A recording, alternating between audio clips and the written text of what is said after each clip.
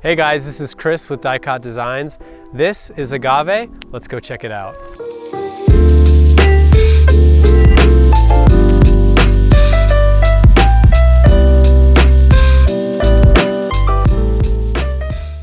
Cool, so a little bit about Dicot Designs. So we're a custom woodworking studio based in Boulder, Colorado, where we build custom boutique unique vans.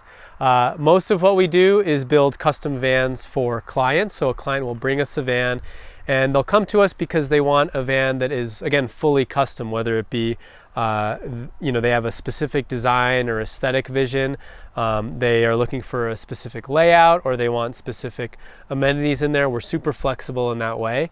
So that's more often than not the way we work, but we also will we'll buy vans and then build them out in our own vision and then list them for sale. So that's what we're doing with this van, Agave, actually, is that we've built this one out and it's now for sale. So about the van itself, this is a 2024 Mercedes-Benz Sprinter on the 144-inch wheelbase, so it's more that standard length Sprinter.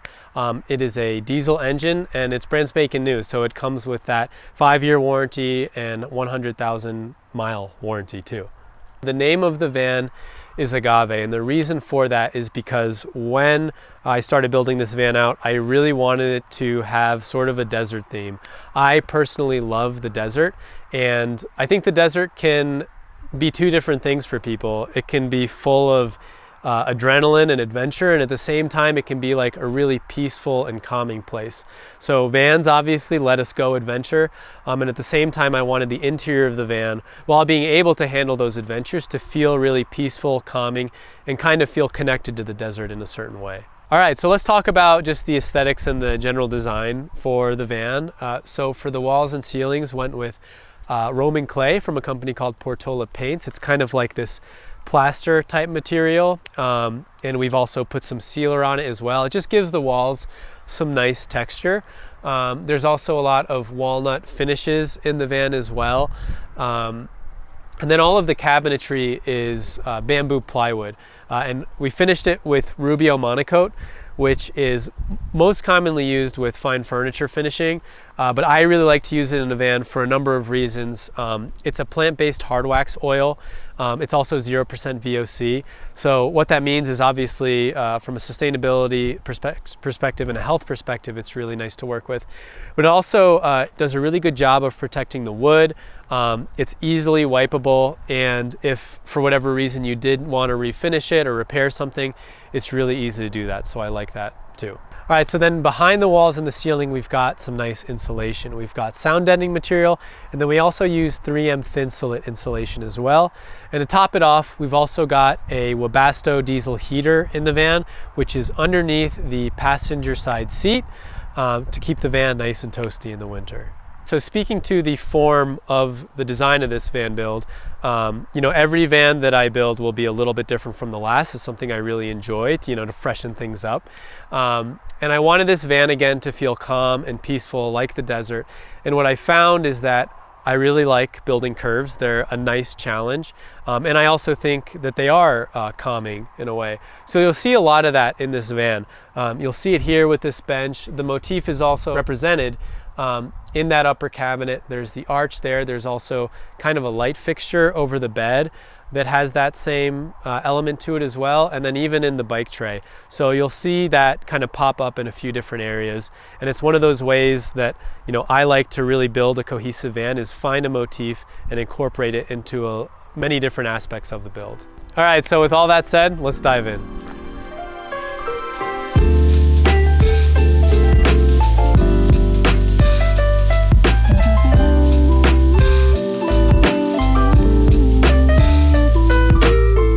All right, let's talk about the layout real quick. So this is a layout that personally I like a lot, mainly because it just feels pretty open and spacious. So we've got the bed running east to west thanks to some flare space flares. Lets us run a queen size bed and store bikes underneath, which is great if you want to keep your bikes inside or just have a lot of room for gear. We also have a long kitchen counter. I like, again, just me, having a really big open kitchen counter because you can run out of counter space pretty quickly in a van, actually. And then this bench can hold 2 people, the swivel seats can hold 2 people, and so you've got all your people decently close together near the front of the van, which is nice. Then over here, let's dive into this bench a little bit more. This bench was probably one of the more challenging pieces to build for the van. You can see there's this big curve here and these little cubbies. The cubby storage is really nice because there's oftentimes a lot of knickknacks that you kind of have in a van. So just being able to stow them in a place that's really easy to access can be pretty helpful. In terms of the bench cushion, this was a custom cushion made by Allie Olson Sewing Patterns. I work with Allie a lot. She does amazing work. She made this cushion so that it actually has a zipper on it, so you can remove it and wash it if need be. You could steam it, you can do whatever. We were also very intentional with the color. We wanted to make sure we found a color that was as close as possible to an agave plant to kind of, stay on the theme and everything, and just really happy with how that turned out. All right, so kind of coming on the inside of this bench, first off, we got this Lagoon swiveling table. So this is really nice because you can easily get it in the way or out of the way, however you want it. I'm not going to take the full thing apart right now, but it is pretty easy to just pop out if you just want some extra room and you just want it fully out of the way. All right, so over here, we've just got a general soft close drawer. So plenty of room for some extra storage in here. Then back here, we have got a Trillino composting toilet. The main way that a composting toilet works is that liquids go in the front and solids go in the back. That separation is what really helps keep odor away. They're really easy to use, and it's really nice to just have one of these in your van if you're ever in a pinch.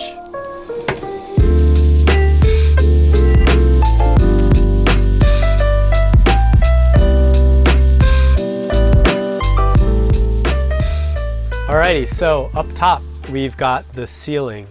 So first off, we've got these like faux walnut beams, which are just, kind of a design touch I wanted to add. In terms of the lighting in this van, we've got 4 zones total. The first zone is the front 4 LED puck lights. The rear zone is the second zone are the rear 4 LED puck lights. The third zone you could just call cabinetry lighting. It's the LED lighting above the upper cab, below the upper cab, and then within the toe kick of the kitchen cabinet as well. And then the fourth zone you could just call accessory lighting. So it's the LED light within this arch here. It is the LED light within this bench cubby. And then it's also this curved light fixture here as well that rounds out that fourth zone of LED lighting.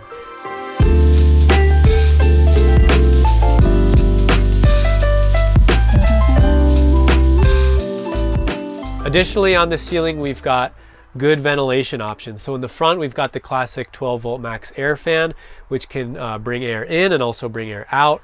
And then in the back here, we've got a Dometic Mini Hecky skylight, which is really nice. You can kind of stargaze at night. You can pop it open a little bit. You can also pop it open a lot. And then it has a built-in bug screen and shade as well. So, between the 2 windows that open up in the back, the skylight and the fan, you get really nice ventilation in this van.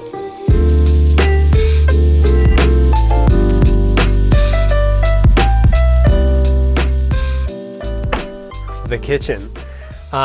Let's start up top. We've got this custom walnut countertop. Got some really nice walnut boards for this. And so had to turn it into a nice little countertop for the van. Like I said, I really like having a big open countertop. Again, there's kind of that motif within the build itself. It also overhangs a little bit so that the driver's seat can kind of utilize the end of the countertop a little bit. Is a little bit of a workstation in a way.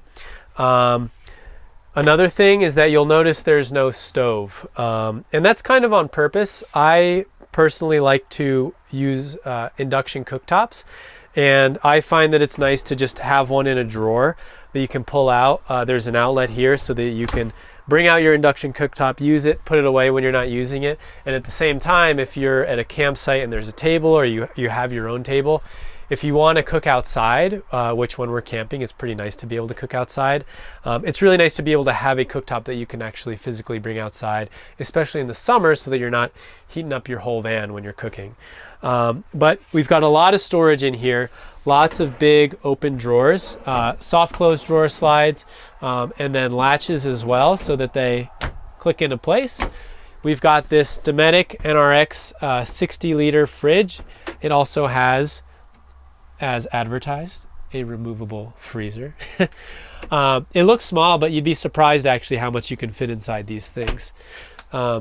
Over here, we've got a nice big open sink. So a little bit about the water system here. We've got 33 gallons of fresh water on board. That's actually below the passenger side wheel well, or on top of the passenger side wheel well, I should say. So big sink. We've also got hot water in this van. So it's a 110 volt hot water heater, 2.5 gallons total, which you can find within this cabinet. So we've got hot water running to this faucet, also out the back for kind of an outdoor shower situation. We've also got a 5-gallon gray water tank with the option to divert the gray water straight through the floor of the van as well. And then there's also a filter, a water filter for the water coming out of the faucet too. Over here, we got a good old upper cabinet. So again, these cabinets keep with that motif with the bench, that curve, which had kerfs and was steam bent as well. And then for the doors, I want to do something a little bit different and added some rattan webbing. It's really nice to have storage that goes along the length of the driver's side of the van. Storage, you always want more than you have basically in a van. So the more you can get, the better it is. So all of these open up with struts, and then we've also got some nice latches on them so they stay closed and you don't lose any of your stuff.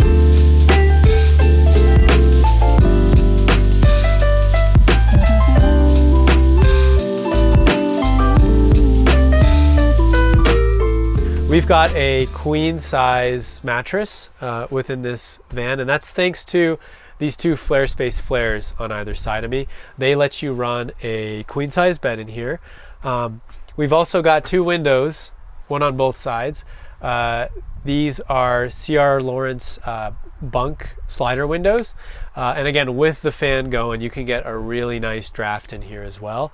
And then on the inside of both of these flares, we've got two 12-volt USB plugs. So it's really nice to just have a really big, open, comfortable bed in a van. All right, so over here, we've kind of got like the main controls in the van. Here are just the 4 zones of lighting on dimmer switches. Here we've got the main screen for the electrical system, which is an EcoFlow 5 kilowatt hour power system. 5 kilowatt hour being kind of equivalent to 400 amp hours of battery. So a decent bit in this van. You can monitor the batteries. The battery has a built-in warmer as well to keep it warm in those colder months. In terms of input up here, there's 3 ways that we can charge this van. First of all, you can charge from the alternator when you're driving, which is really nice, and you can kind of adjust how much power you want to pull from your alternator as well. We can also charge from solar. So up on the roof, first of all, there's an Unaka Gearco roof rack up on the top of the van with a ladder, and there's 400 watts of solar up there. So we can also charge the van, of course, with solar, and then we can also charge the van with shore power as well. So there's a few different ways that you can keep your batteries topped off.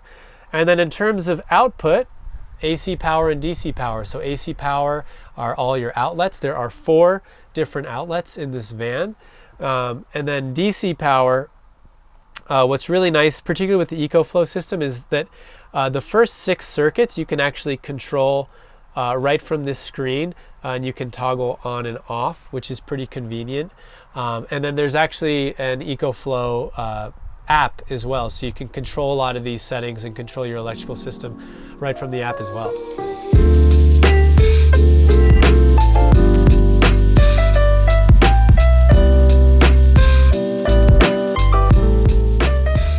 All right, so coming to the back of the van, we've got the garage. It's got a lot of fun stuff. It's got electrical, storage, and water, so let's check it out. Underneath the bed on the driver's side, This is where the electrical system is housed. Here we've got our little Agave and then our Saguaro here. These may be decorative, but they're also functional too. They let the electrical system breathe, which is really important so that they don't overheat. We've also got some lighting in the garage. We've got double switches, so there's a switch in the front, there's a switch in the back, which is really nice to be able to control the lights whether you're inside the van or outside the van. And then over here, pretty straightforward, but this is the circuit board for the EcoFlow system. So we've got our AC power here and our DC power over here. All right, so with this being the garage area, there's a lot of storage. So there are 3 cubbies back here. We've got a really big one back in there on the driver's side, 2 medium-sized cubbies on the passenger side. And then we've got this big 60-inch heavy-duty drawer that locks as well. I think it's rated for about 500 pounds. If you're a bike person, it can be nice to store a bunch of bikes in here. You can fit 3 bikes. You might be able to fit 4. I just don't own 4 bikes, which is such a shame. But yeah, I couldn't test it myself, but you might be able to. And even if you don't have bikes, you can still store a ton of gear here, and it's really nice to just be able to slide it all out. And then additionally as well, for these rear door panels, I put these in from Van Essential. Again, it's really nice to have storage for little accessories. You know, if you've got bike tools or little things like that for camping, you can store it all in here. Last but not least, we've got the water system in this cabinet. So we've got 33 gallons of fresh water, which you can fill up from here. We've also got that hot water heater as well. So that runs back here. So you've got hot and cold, you can take an outdoor shower. You can also, you know, spray stuff down. So we've got that. This here, we've got a little gauge to tell us how much water is in the water tank. And then this button here turns on the tank heating pad, which is nice to just keep the water tank warm in the winter so it doesn't freeze. We've also got this little door that lets us access the water system. The water pump is up here and accessible. And then down here, this is just a valve so that you can easily drain out the water tank. All right, everybody, that just about wraps up this tour of Agave. I hope you enjoyed it. Like I said, this van is available for sale, so check the link in the description to learn more. I'll see you out on the road.